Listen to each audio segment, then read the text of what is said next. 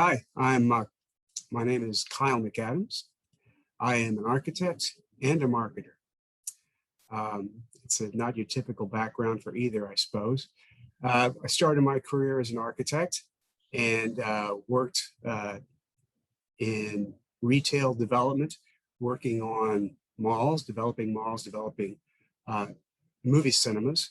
And part of what I did was create demand. So the designs I were doing were, of course, architectural in nature, but also were about drawing in people to places to spend money and trying to make the operation of those places as efficient as possible in terms of operating to make money, but doing it in a way that made people happy.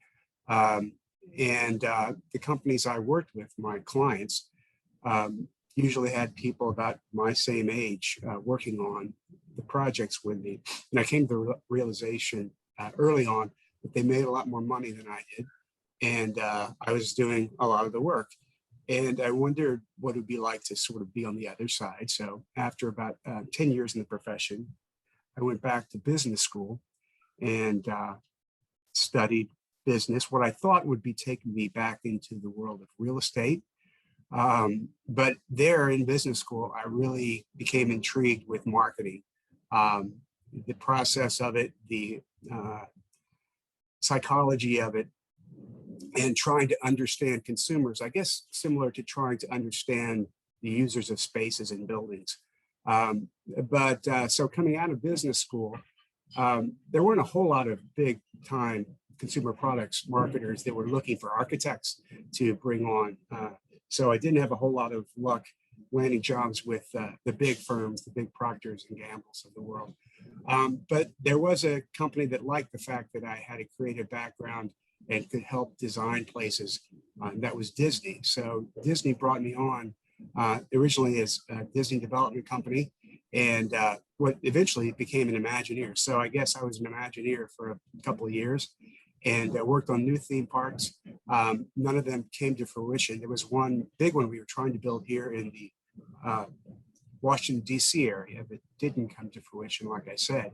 But throughout this process, I got to know a lot of people in the marketing groups at Disney. So when I was moving groups out of the Imagineering team, I had opportunities to look elsewhere. And the brand group at Disney was very interested in having me join them.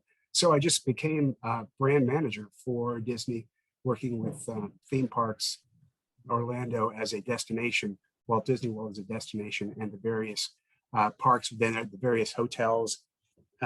It all depends on what the interest of the person would be. Ran a lot of Florida resident programs, packaging different kinds of products for Disney. I liked it.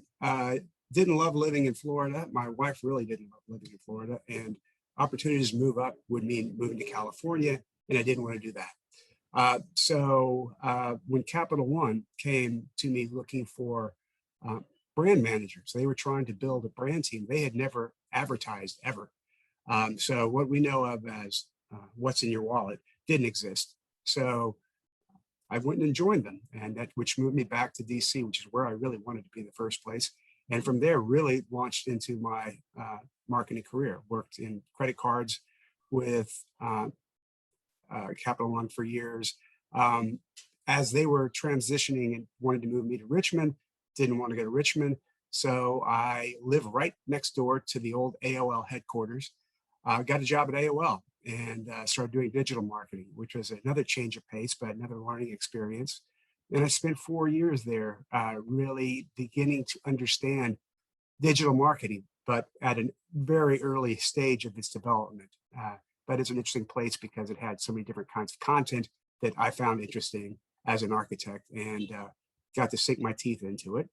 But then I had the chance to, during all this time, I still had the yearning for being an architect and designing and thinking about buildings.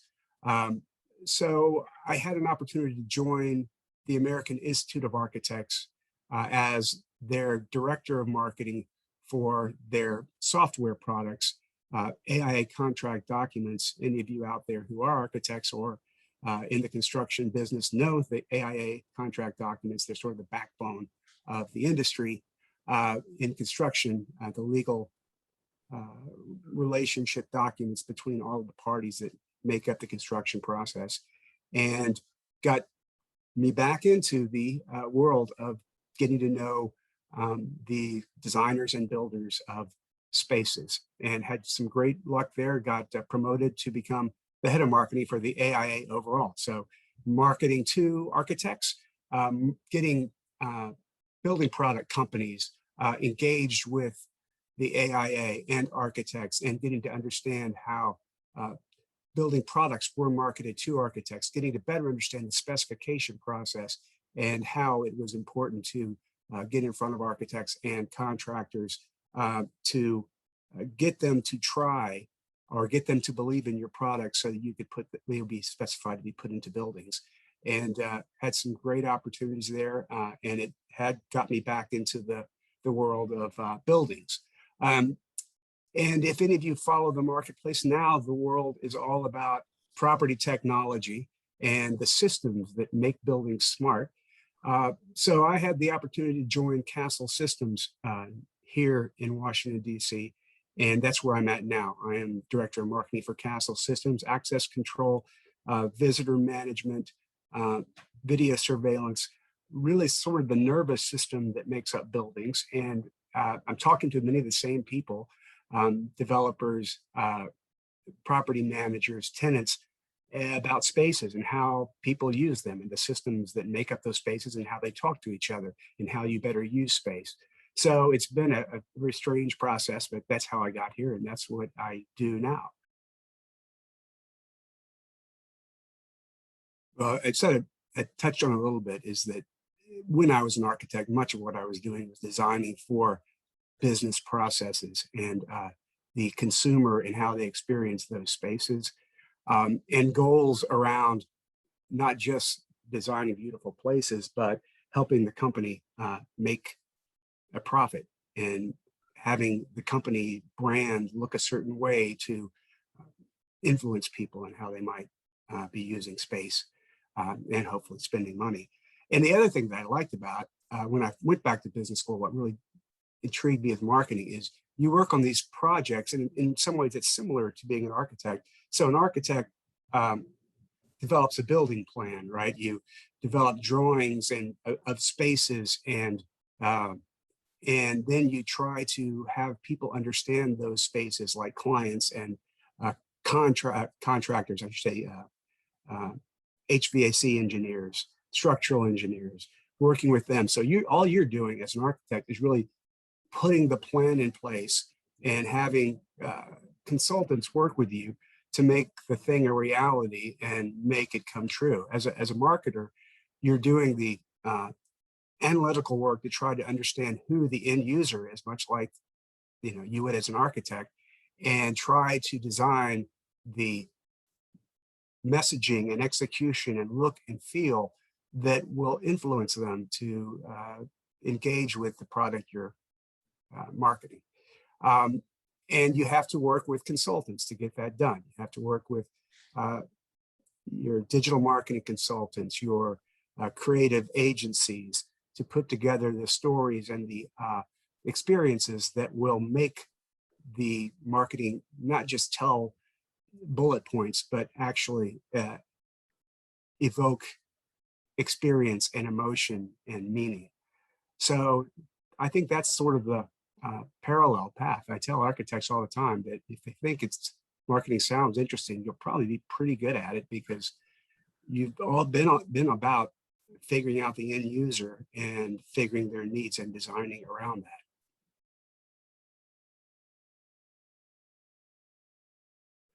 I was just thinking about that today when I was sitting in a meeting and we were trying to, so part of being a marketer at a company like Castle is designing user experience for weird things like the mobile interface of how somebody lets a guest into their multifamily residence, right? So having to understand the various scenarios and design the workflow for each of those scenarios. So if I'm potentially somebody living in a multifamily, Class A apartment building, I have to think through, if guests are going to come to me, what are the scenarios that I'm going to be facing? And one of them is somebody's going to buzz me and open this old school way, just buzzing in. If you think about Seinfeld back in the day when George was on the intercom, he called him up, he just pushed the button and buzzed the door. That's still possible. And we still do those things with much more high-tech gear to do it.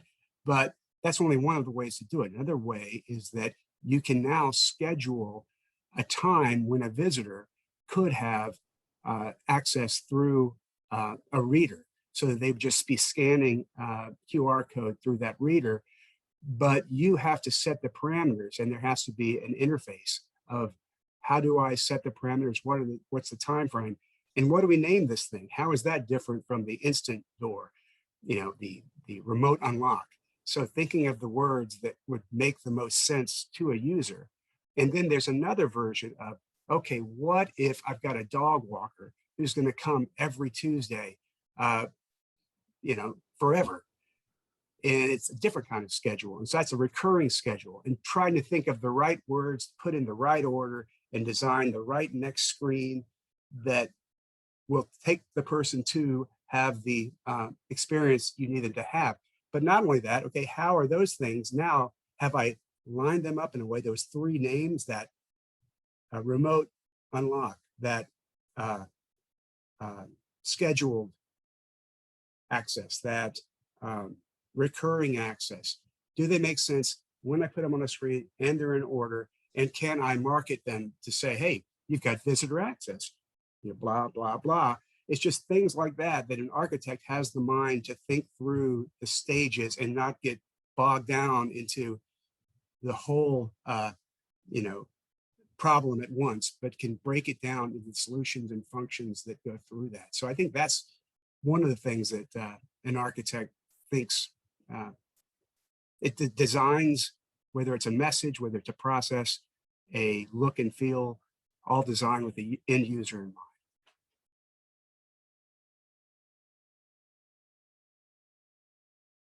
mind. I think I've been talking about some of them, but I think for me, it gets down to segmentation and knowing the right user. So the same system, access control, has a completely different way of being marketed to a commercial building owner versus a multifamily apartment owner or operator or property manager versus somebody trying to attract tenants.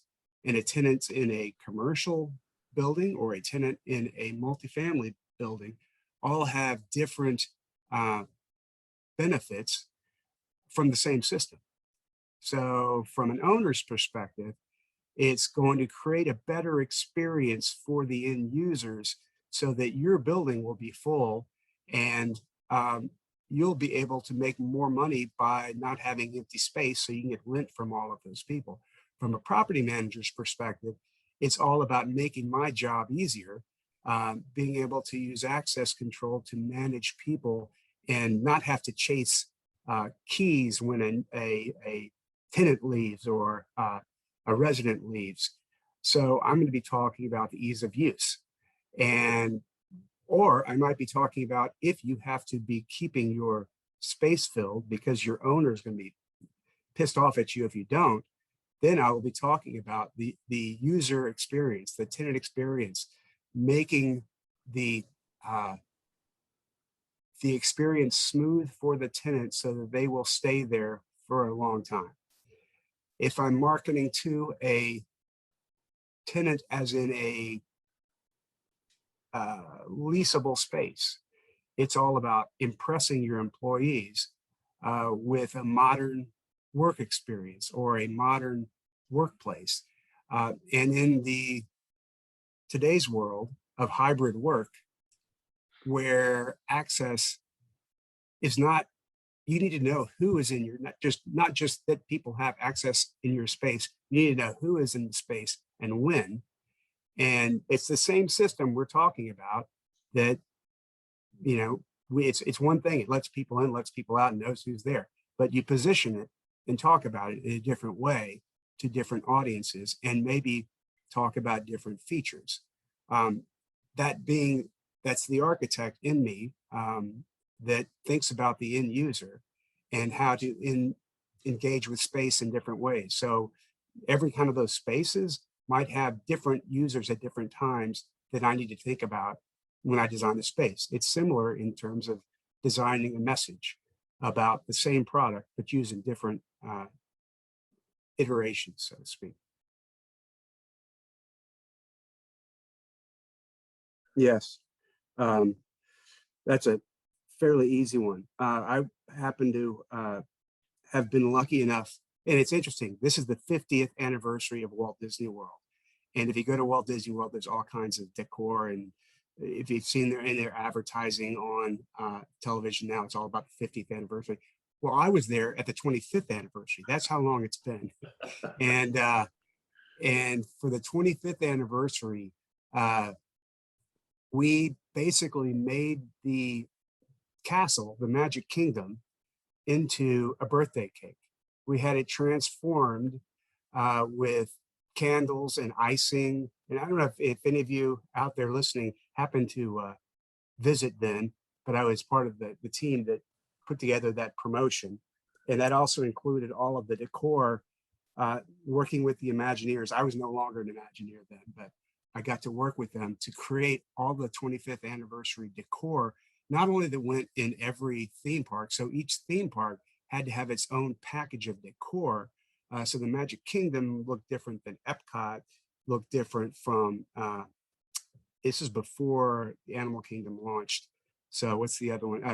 Disney MGM Studio is what it was called then.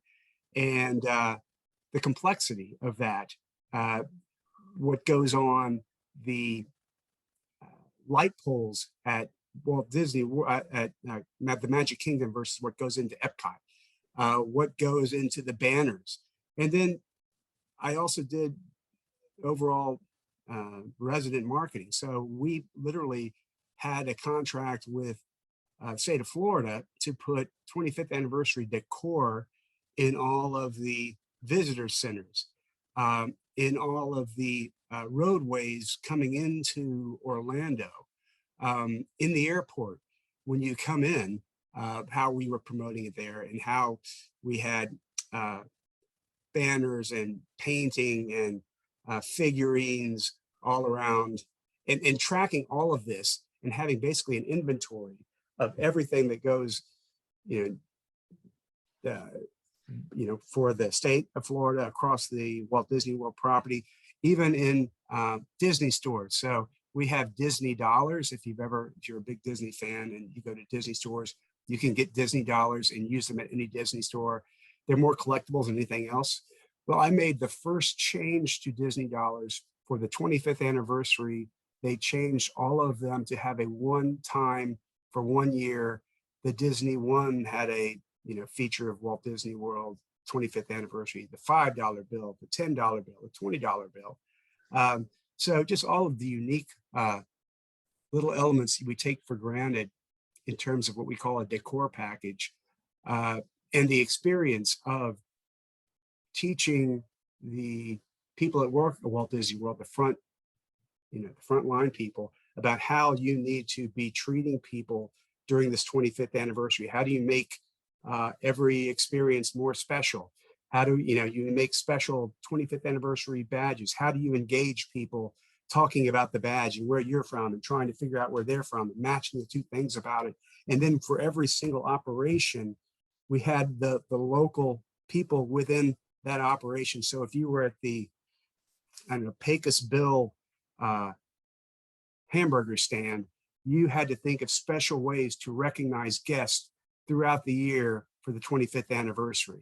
If you made pizzas, you would have to think of ways to recognize guests throughout the year, giving away a free pizza for every such and such little kid that comes up. So, and we let them, figure out how they were going to do it themselves. And it was really, to be corny, it was a magical year. And that was actually the the tagline. It's a magical year in a magical place. So that was the most memorable single project I ever worked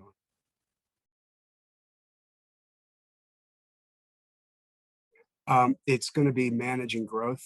Um, we're exploding as a company as property technologies are becoming a bigger deal, and buildings are getting smarter and access, knowing who's in your building, what they're doing, what's their the days they can come in, the days they can't come in, what spaces they're going to be using, when is very important. It's part of the nervous system of buildings.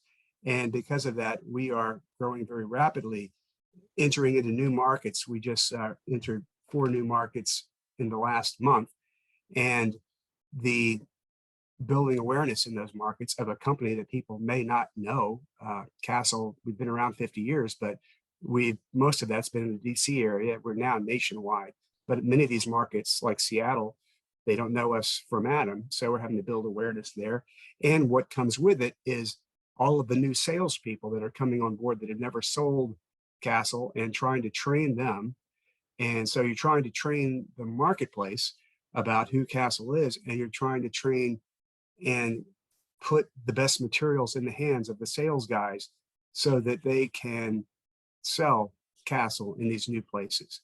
And so it's just challenging because it's a lot and we're having to grow as a marketing team. So trying to bring all these people up to speed on not just the company, but the industry and the products and services that are, changing at light speed. It is a world of technology. It's no longer a security company. It's basically a technology company that happens to be applying it to access control, video surveillance.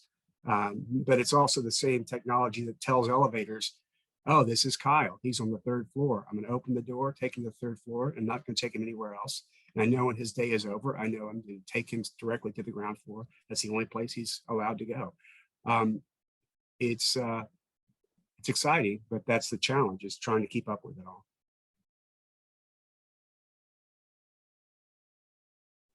Oh, my painting. Well, I am an architect, so I did get trained in visual communications. But, you never really got to just do painting on its own. So I always kind of liked it. And now as I get older, I just, trying to dive back into it, pick it back up again, take it further than I did before. And it's just something that if I had my druthers and could do anything I wanted to in life, I would just paint and do architecture, whether it was a real building or not. I would just draw and do architecture. But painting is a great way to express, I don't know, the drama of life.